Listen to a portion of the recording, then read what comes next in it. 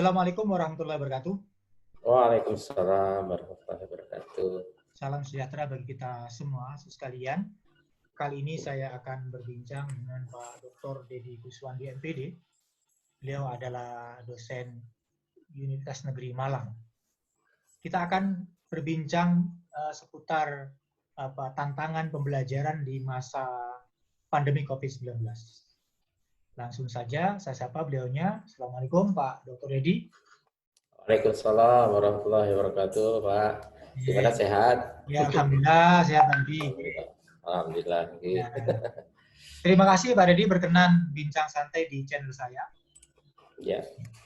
Pak Dedi, ini seputar tantangan pembelajaran COVID-19.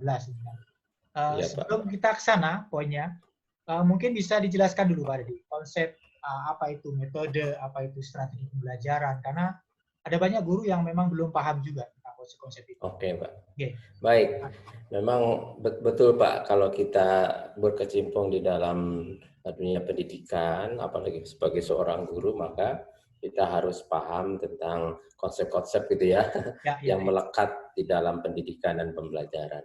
Jadi kalau boleh saya sampaikan secara teori itu ada perbedaan yang nyata tentang model, kemudian pendekatan, kemudian strategi, kemudian metode dan teknik. Itu seolah-olah semacam hierarki, Pak ya. Jadi yang besar itu adalah model ya. Jadi kemudian di bawahnya ada pendekatan, kemudian ada di dalam pendekatan itu beberapa strategi diciptakan, kemudian di dalam setiap strategi itu juga memiliki kekhasan metodenya. Nah, untuk bisa memperlancar metode itu maka harus ada tekniknya ya, memberikan semacam kelengkapan bagi bagaimana metode itu disampaikan. Nah, model itu sebenarnya sebagai suatu abstraksi gitu ya, sebagai suatu gambaran pembelajaran mulai dari awal sampai akhir gitu ya. Tapi dikemas secara khas gitu, sesuai dengan yang diterapkan oleh masing-masing pendidik. Nah, model ini kalau menurut misalnya di Joyce itu ada empat keluarga ya, karena model itu besar sekali. Karena dia sebagai abstraksi atau gambaran aktivitas dari awal sampai akhir dan mempunyai kekhasan, maka sebenarnya model itu sebenarnya dikemas sangat berbeda antara satu model dengan model lain. Kalau menurut Joyce itu ya, Bruce Joyce dan Marshall itu ada 4 rumpun model ya, ada model yang sifatnya lebih khas pada processing information model, di mana model itu betul-betul sangat mengedepankan bagaimana informasi itu disampaikan kepada anak, lebih banyak kognitifnya yang disampaikan. Kemudian ada 2 lagi model, 3 lagi. Yang kedua adalah model sosial ya, model interaksi sosial, model yang lebih pada bagaimana model itu membangun semacam kebersamaan, kerjasama di antara siswa dan sebagainya gitu ya. Kemudian yang ketiga itu model personal. Ini lebih ke individu ya, ini lebih banyak ke psikologi biasanya. Itu model di mana lebih bagaimana mengembangkan potensi-potensi diri dalam diri individu, khususnya misalnya karakter dan sebagainya. Nah, yang terakhir adalah model behavior. Behavior ini tentu saja adalah lebih ke pendekatan behavioristik, di mana lebih banyak menekankan pada pelatihan secara teknis sehingga siswa menguasai kompetensi. Nah, itu ada 4 modelnya. Itu masing-masing punya khas sendiri ya Pak ya. Kalau yang information model lebih pada pengolahan informasi, kemudian ke sosial itu juga sama, lebih banyak kerjasama, kemudian yang personal pada individu, kemudian yang itu artinya punya khas. Nah, ini model ini sebenarnya dibangun dari peristiwa-peristiwa yang terjadi dalam kehidupan. Misalnya ada namanya model justifikasi, itu sebenarnya adalah miniatur dari rangkaian kegiatan misalnya di dalam pengadilan, bagaimana membuktikan suatu kesalahan dan sebagainya, bagaimana peran hakim sebagai misalnya penegak gitu ya, kemudian ada itu semacam abstraksinya seperti itu. Jadi model itu adalah tadi gambaran atau semacam abstraksi aktivitas dari awal sampai akhir dan punya kekhasan gitu ya. Nah, di bawahnya itu ada pendekatan, Pak. Karena model ini harus didasarkan pada pandangan tadi. Kalau processing model itu ke kognitif, kalau ke personal itu tentu saja humanistik kan gitu ya. Kalau yang sosial itu juga sama kognitif, kemudian juga konstruktif fisiknya. Kalau yang person behavior tentu saja kognitif. Nah, itu artinya pendekatannya, Pak. Jadi di setelah model itu kemudian pendekatannya apa? Ini pendekatan kaitannya dengan masalah pandangan ya atau landasan teoritis tentang model itu dilaksanakan seperti apa, itu tergantung filosofisnya, tergantung hakikat teoritis. Nah, di dalam model itu tergantung pendekatannya seperti katakan tadi. Kemudian untuk melaksanakan pendekatan itu maka rujukan dalam bentuk strategi. Strategi ini lebih banyak pada rencana aksi, bagaimana suatu model itu diterapkan secara nyata berupa perencanaan dari awal sampai akhir. Nah, untuk melaksanakan strategi maka perlu ada metode.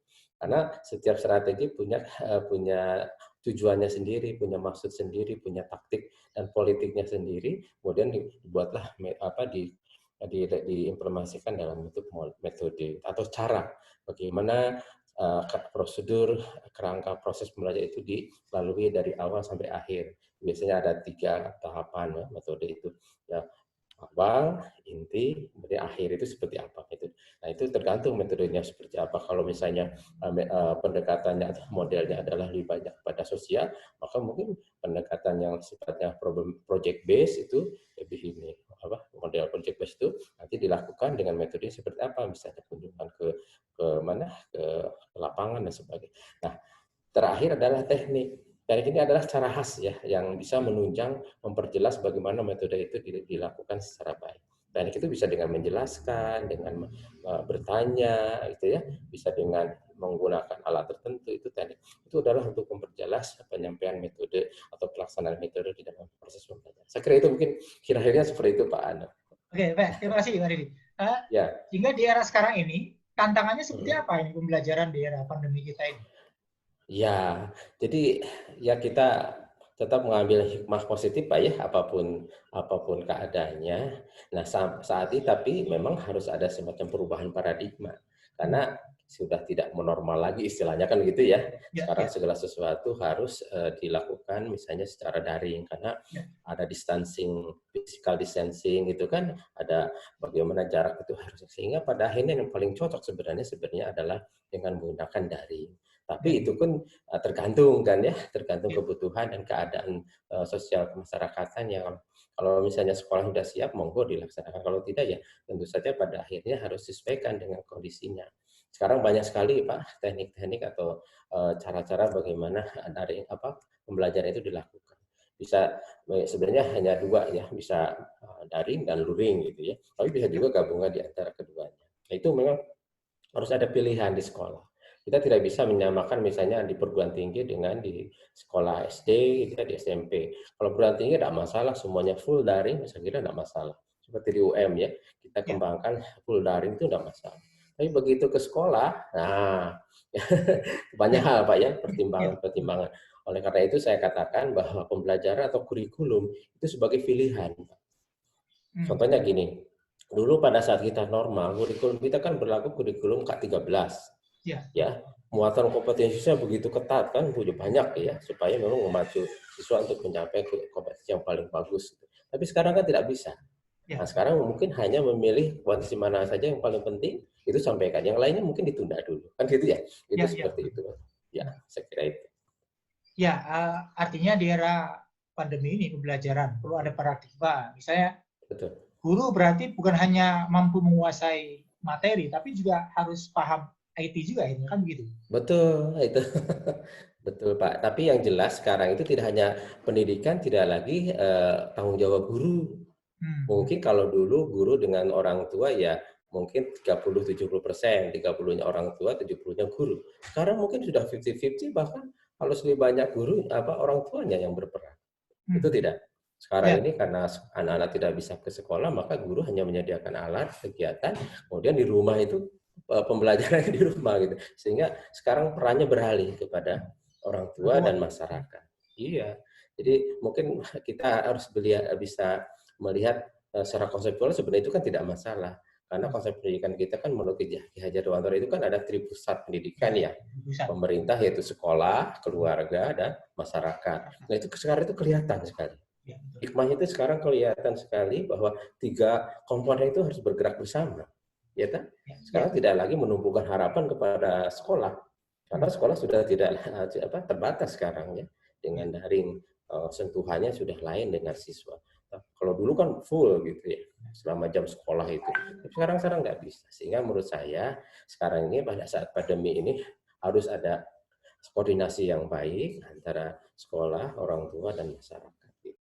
Ya, orang tua dengan sekolah saja tidak cukup sekarang. Karena pasti ada kegiatan-kegiatan nanti yang harus dilakukan oleh anak-anak di masyarakat, bahkan harus bisa menggunakan fasilitas-fasilitas yang ada di masyarakat. Saya kira itu Pak yang pertama. Hanya saja ini kemudian membuat orang tua, terutama ibu-ibu itu keberatan karena dianggap bebannya kemudian bukan pada anak tapi pada orang tua. Ini gimana ini?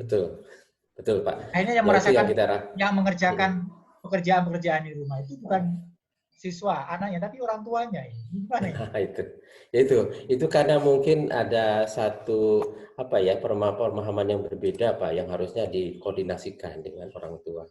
Ya, dan juga tidak bagus juga kalau semua orang tua memang terlibat penuh gitu. Harusnya ada sejak awal semestinya atau pada saat kita memberlakukan seperti ini pada masa pandemi ini harusnya ada koordinasi dengan orang tua. Di mana tanggung jawab sekolah, guru, di mana tanggung jawab orang tua, di mana tanggung jawab masyarakat itu harusnya sinkron. Ya, kasihan sekarang betul Pak. Kalau anaknya satu tidak masalah, kalau 5 Kalau tiga saja anaknya, yang satu SD, satunya SMP, satunya SMA. Nah, semuanya harus melibatkan. Kasihan orang tua. Nah, oleh karena itu, saya katakan tadi, kenapa pembelajaran kurikulum menjadi pilihan? Kalau normal dulu oke lah, 90% katakan pencapaian kompetensi, mungkin sekarang hanya 40, hanya 30 kompetensi inti saja yang harusnya dicapai oleh sekolah. Nah, di 30 itu pun dicari yang paling urgent, kemudian itu istilahnya berbagi tugas antara guru dan orang tua gitu. Yang ringan-ringan guru bisa lakukan mohon maaf orang tua misalnya tentang fisik yang sifatnya praktek mungkin bisa, tapi secara konseptual itu adalah tanggung jawabnya guru. Bagaimana itu bisa kalau salah konsep nanti malah susah nanti. Kasihan orang tuanya. Karena orang tua kan tidak punya kemampuan untuk bisa menyampaikan isi dengan baik kepada anak-anak. Walaupun pintar, misalnya profesor pun saya kira kalau menjadi guru belum tentu juga bisa. Tapi gitu. Jadi harus itu Pak. Jadi betul Pak. Sekarang semakin berat orang tua. Tapi harus dicari. Makanya kami dari jurusan teknologi pendidikan itu ada namanya sebagai bentuk rekonstruksi pembelajaran. Itu yang harus dilakukan. Rekonstruksi pembelajaran yang melibatkan orang tua dan masyarakat di dalam pembelajaran di sekolah. Itu penting untuk disampaikan. Ya mungkin mulai media sosial seperti ini gitu ya, macam webinar mungkin kumpulkan dulu orang tua, mana yang bisa dilakukan oleh orang tua, mana oleh siswa, itu disepakati bersama. Jangan semuanya nanti ke orang tua, kasihan nanti. Malah sekarang kelihatan banyak yang komplain ya. Bahkan sekarang anak-anak sendiri sudah komplain ya. Ada anak SMA itu kemudian menyampaikan bahwa oke lah kalau kami di Jakarta katanya gitu ya. Semua fasilitas ada, kuota tercukupi. Tapi kalau di daerah seperti apa? Karena dia komunikasikan dengan teman-temannya di daerah. Nah, itu salah satunya. Sehingga menurut saya tidak lagi hanya sekolah dan orang tua, masyarakat pun gitu ya, dan juga pemerintah harus sama-sama mana bagian orang tua, mana bagian masyarakat, mana bagian sekolah itu harusnya itu menjadi satu perbincangan dulu gitu ya, semacam kesepakatan gitu ya. Ya, belum lagi kan problem teknis lagi, misalnya tidak semua punya jaringan internet ya, jaringan wifi. Itu kan problem. Ya, itulah yang harusnya juga disiapkan oleh pemerintah, Pak. Mohon maaf ya, bukan berarti menyalahkan pemerintah, tapi konsep tentang merdeka belajar itu bagus menurut saya. Ya, konsep tentang apalagi kita katanya mau mempermanenkan ya daring. Tapi kan harus dilihat dulu kondisi di daerah seperti apa. Kalau Jawa lah, katakan Jawa, Bali, Sumatera itu ya sampai beberapa di Kalimantan dan itu saya kira udah bagus. Tapi begitu ke Papua, nah gitu kan, itu ke Ternate, ke NTT dan susah ya. Dan supaya itu kan masih sangat terbatas. Sehingga menurut saya itu yang harusnya mungkin pemerintah juga sudah punya. Sekarang kan katanya ada namanya kurikulum COVID ya. Walaupun namanya belum ada, tapi saya setuju bahwa kurikulum tidak lagi harus ya seperti K13 yang punya sekian macam kompetensi. Ya, Itu kan kurikulum ideal istilahnya. Tapi sekarang mungkin kurikulum yang betul-betul hanya bisa dilaksanakan oleh sekolah dan guru dengan orang tua misalnya dengan masyarakat. Itu harus lebih sederhana. Tapi tetap anak-anak belajar, tetap meningkat kemampuan. Saya kira itu Pak. Saya setuju kalau ada namanya, apapun namanya ya, mungkin apa kurikulum COVID atau apa. Tapi Ya, yang jelas harus ada pilihan ya bahwa tidak lagi seperti kurikulum yang lama gitu ya, yang betul-betul ideal kompetensi sangat berat gitu untuk dicapai. ya Pak Didi, gagasan Pak Didi gimana ini untuk apa mengemas teknik pembelajarannya, metodenya, Hmm. strateginya. Berarti kan tidak bisa apa dilakukan di masa yang normal kan gitu. Ya, jadi kalau kita merujuk pada satu teori sebenarnya bagus, Pak. Ini juga dikembangkan oleh teman kami di Kemdikbud, namanya Pak Uwes. Itu ada empat empat apa ya, semacam empat kuadran ya yang bisa disampaikan kegiatan apa pembelajaran pendidikan itu di masa pandemi ya. Itu di mana ada yang disebut dengan pembelajaran yang ada di dalam masa new normal itu dengan sinkronus dan asinkronus gitu ya. Itu Ya, ada kalau ya sinkronus itu pun bisa dua, ada bisa tatap muka dan juga tatap maya. ya. Tapi kalau yang asinkronus itu harus bisa mengembangkan kemandirian dan kolaboratif antara siswa dengan masyarakat dan sebagainya. Nah, keempat kuadran ini saya kira bisa dipakai ya, dipilih oleh sekolah dan pemerintah mana yang paling cocok. Mungkin untuk di daerah tertentu masih tatap muka, tapi bergilir gitu ya. Tidak setiap full 1 minggu di 6 hari atau di 5 hari, tapi hanya dibagi misalnya. Mungkin bisa dijelaskan, tapi juga tidak harus tiap minggu datang. Mungkin tiap 2 minggu sekali, 3 minggu ke sekolah. Karena memang di sana mungkin fasilitasnya. Tapi begitu misalnya sudah terpenuhi fasilitas tentang daring, maka tatap maya itu ya dipertimbangkan. Nah, biasanya untuk yang dua ini, yang sinkronus itu, kalau bisa dua-duanya dipakai antara yang tatap muka dengan tatap maya. Tatap mukanya ketemu dengan gurunya, walaupun mungkin di dalam strategi pembelajaran adalah bisa jadi gurunya yang visit home visit gitu ya. Visit ya. Home visit itu di Yang mana datang ke gurunya datang oh, ya, rumah. ke rumah atau ke tempat di mana anak-anak bisa Betul. kumpul gitu kan. Betul. Nah, sih sudah banyak juga dilakukan karena memang mereka perlu itu Perlu ya. untuk iya karena untuk pembelajaran materi tertentu tidak bisa semuanya pakai maya sehingga dikemaslah tapi dengan tadi pengaturan-pengaturan kapan tatap muka bergiliran atau seperti apa saya kira itu. Ya, itu bagaimana teknisnya yang mungkin guru-guru yang tahu ya. Tapi kalau ini kesulitannya kan nanti jarak gitu ya. Kalau Ya. jaraknya jauh-jauh. Apalagi kalau sekarang pandemi anaknya ikut ke Jakarta padahal dia tinggalnya di Malang kan Malang. susah kalau Ya, home visit ya. Nah, mungkin yang kedua ya lebih banyaknya adalah yang tatap maya dengan virtual synchronous learning di mana pembelajaran ini antara pembelajar guru dengan siswa itu terjadi pada waktu yang bersamaan tapi ruang yang berbeda ya di mana guru di Malang dengan menggunakan sama dalam menggunakan misalnya Zoom atau menggunakan Google Meet dan sebagainya atau dengan WA atau apapun tapi tempatnya berbeda itu tatap itu saya kira sekarang sangat memungkinkan tapi kembali tadi ke persoalannya ke masalah teknis ya di teknis. mana apakah ada wifi-nya kan gitu ya makanya Kalau nggak saya senang kuotanya. itu saya senang itu di mana ya daerah mana itu di mana imigrasi itu menyediakan tempat kantor imigrasi di mana menyediakan tempat wifi-nya kencang anak-anak ada di sana itu saya kira artinya kan antara orang tua siswa orang tua dengan sekolah itu belum cukup juga ternyata harus Iya, iya. masyarakat gitu ya dalam hal ini instansi yang bisa ikut serta. Nah mungkin itu Pak yang harus digalangkan oleh pemerintah bagaimana instansi ya di mana sebagai komponen masyarakat ini bisa juga mendukung pendidikan sehingga itu sangat membantu sekali siswa-siswa tidak perlu ada kuota bahkan Iya, iya. katanya ada beberapa di antaranya laptop dipinjamkan kan gitu ya. Nah bahkan ada IT-nya sendiri yang membantu bagaimana itu bisa lebih lancar saya kira itu Pak itu yang tatap muka tatap maya ya di mana Lumayan. menggunakan elektronik. Nah yang di bawahnya ini yang asinkronus di mana tidak langsung ya guru memberikan pembelajarannya itu atau mungkin melalui e-learning. Nah ini yang perlu keahlian khusus. Tapi yang jelas bisa saja itu dilakukan dua hal, yaitu dengan kolaboratif dan mandiri. Ya. Kalau mandiri full seperti mungkin yang di bawah ini adalah yang kuadran di bawah itu adalah mungkin untuk mahasiswa gitu ya, atau SMA gitu ya, di mana lebih mandiri. Kita berikan dalam bentuk misalnya modul, e-modul, kemudian mereka belajar, tinggal store aja gitu kan. Nah, tapi ada juga yang kolaboratif. Artinya kolaboratif asinkronus itu belajar itu kapan saja, di mana saja, tapi tetap ada narasumbernya. Misalnya apakah siswa, atau apakah dosen, atau praktisi, atau sukarelawan gitu. Itu mungkin Pak yang juga bisa dilakukan, di mana guru itu dibantu oleh para sukarelawan, misalnya mahasiswa tingkat akhir, apa istilahnya orang tua yang punya kemampuan tertentu gitu ya, salah bidang tertentu itu yang mungkin belum sekarang berjalan. Ya, ya. Misalnya kalau belajar tentang kesehatan, maka mungkin gurunya tidak apa, atau mungkin gurunya menugaskan supaya berkolaborasi misalnya dengan dokter gitu ya, dengan para medis. Nah, mungkin seperti itu Pak. Jadi sehingga guru di sekolah itu tidak sendirian. Dia bisa memanfaatkan keahlian-keahlian yang ada di dalam masyarakat.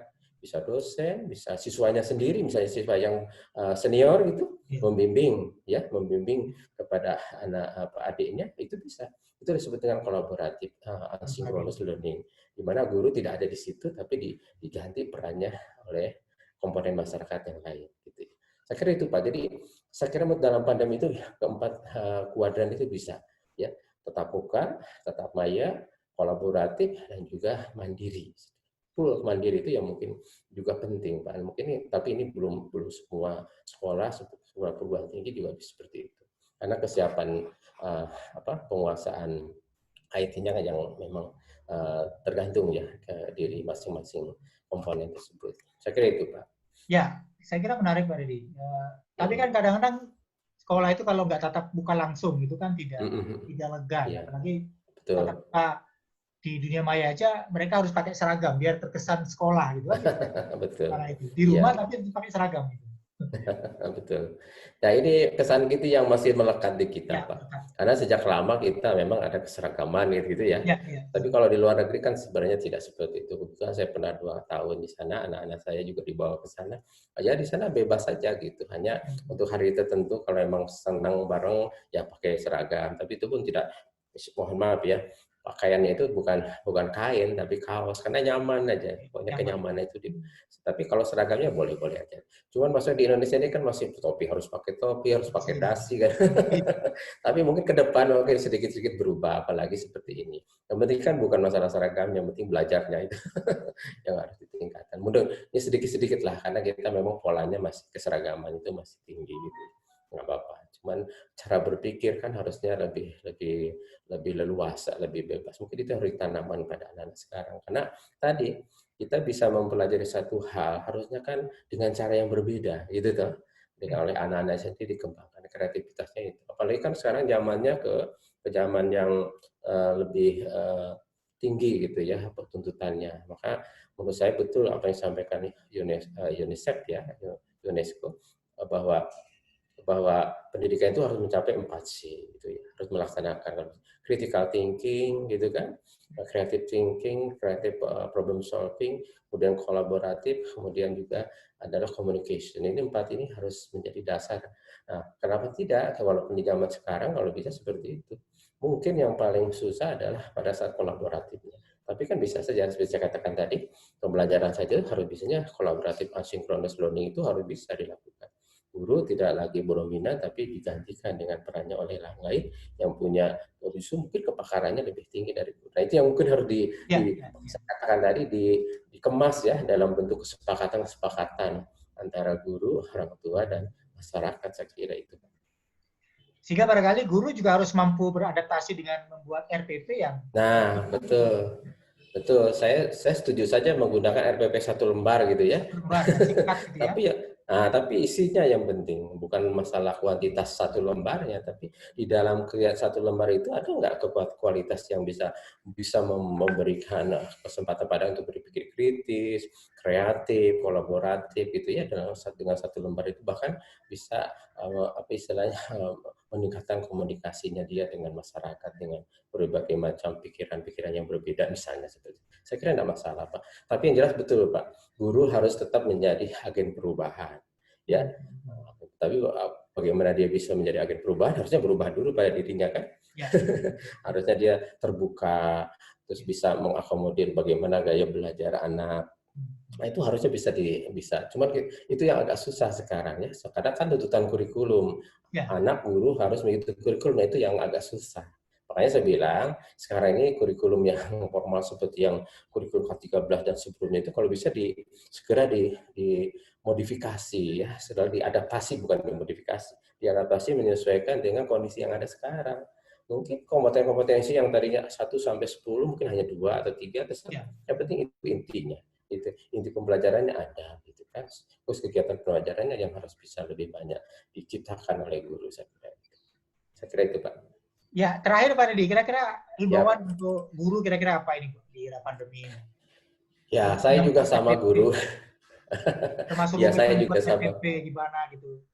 Ya, kalau menurut saya RPP penting Pak, karena salah satu istilahnya penguasaan guru terhadap pembelajaran itu dengan perencanaan yang baik. RPP itu adalah salah satu bentuk wujud dari perencanaan guru dalam melaksanakan pembelajaran. Itu tadi saya bilang bolehlah 1 lembar pun nggak apa-apa RPP, tapi di dalamnya gitu ya, walaupun itu dilakukan oleh guru, oleh anak sendiri, bahkan mungkin ada bantuan dari orang tua atau dari masyarakat, kalau bisa tetap RPP itu harus satu ya, tetap mengembangkan misalnya karakter budi pekerti yang luhur. Ini harus pertama kali. Di dalamnya kan ada ibadah dan sebagainya gitu ya, sosial dan sebagainya. Keduanya ya harus tadi mengembangkan 4C RPP-nya itu. Ya, ada critical thinking-nya, ada kreatif kolaborasi, ada kreatif problem solving-nya, ada kolaboratif juga ya, bisa mengembangkan kerjasama dengan yang lain yang berbeda. Kemudian yang terakhir adalah komunikasi. Yang terakhir, nah kalau bisa RPP itu bisa mengembangkan HOTS gitu ya. HOTS itu high order thinking skill. Tidak hanya sekedar menyebutkan, menjelaskan, bisa juga menganalisis gitu ya. Nah itu mungkin dampaknya nanti ke anak-anak lebih mandirinya lebih kelihatan. Nah itu Pak. Jadi RPP penting bagi guru, tapi di dalamnya juga harus bisa tadi membelajarkan anak, tapi tidak mempersulit. Nah harus bisa 2 hal, tetap RPP output yang dibuat satu bisa memotivasi anak untuk bisa belajar terus-menerus secara mandiri atau kolaboratif. Keduanya adalah harus bisa menjadi fasilitator, mempermudah. Nah, mempermudah itu artinya tidak mempersulit ya. Memfasilitasi itu mempermudah dengan cara apa? Menunjukkan keanekaragaman sumber belajar. Kalau dulu belajar hanya pada guru pakai buku kan gitu ya. Sekarang semua alam ini ya sumber belajar. Kalau tidak ya tunjukkan misalnya menggunakan pustakaan, menggunakan library gitu ya, kemudian menggunakan web, menggunakan segala fasilitas yang isinya bisa mengembangkan materi itu. Itu Pak. Jadi menunjukkan keanekaragaman sumber belajar gitu. Sampai-sampai halaman saja menjadi sumber belajar boleh saja sekarang gitu Pak ya. Sekarang saya senang Pak. Saya sedang lihat sekarang ada video-video yang diupload oleh anak-anak itu bagaimana dia menanam dengan orang tua, membersihkan halaman, berolahraga di tempatnya yang terbatas. Saya kira itu satu hal ya yang bisa mengatakan bahwa sekarang guru harus kreatif menciptakan aktivitas-aktivitas tadi. Saya kira itu Pak ya. Terus semangat saja gurunya ya. Baik, terima kasih Pak Dr. Deddy Kuswandi MPD yang sudah berkenan. Sama-sama Pak. Saya mudah-mudahan perbincangan kita ini berguna terutama guru-guru Pak. Terutama bagi guru-guru yang sulit menyesuaikan di masa pandemi. Ya. Saya kira itu Pak Dr. Terima kasih. Terima kasih Bapak. Assalamualaikum warahmatullahi wabarakatuh. Waalaikumsalam warahmatullahi wabarakatuh. Terima kasih. Sampai jumpa pada perbincangan berikutnya. Waalaikumsalam.